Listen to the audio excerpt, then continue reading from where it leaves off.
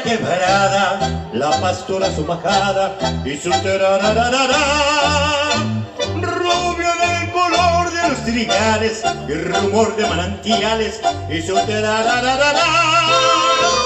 Canta como cantan los que sueñan en la vida, ríe como ríen los que gozan de alegría.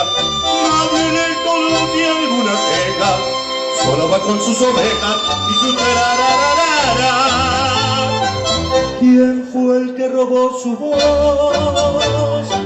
Ella no se escucha más, solita se va a empastar aquella nube de ovejitas montanas.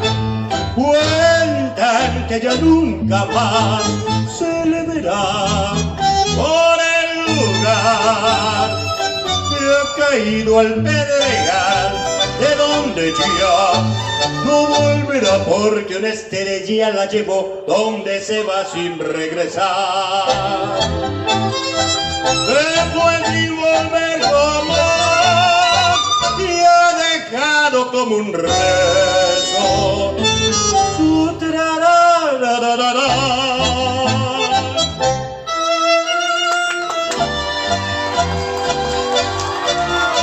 Esos aplausos para todos ustedes, con todo cariño.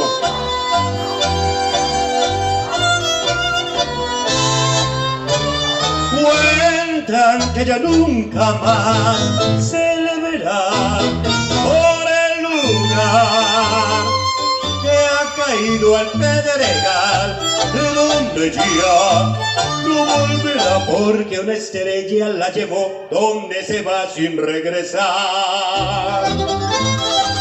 Se fue sin volver jamás y ha dejado como un rezo su tarararara.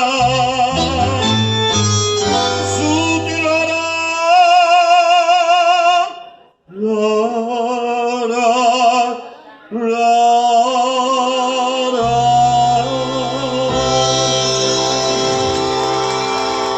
Gracias.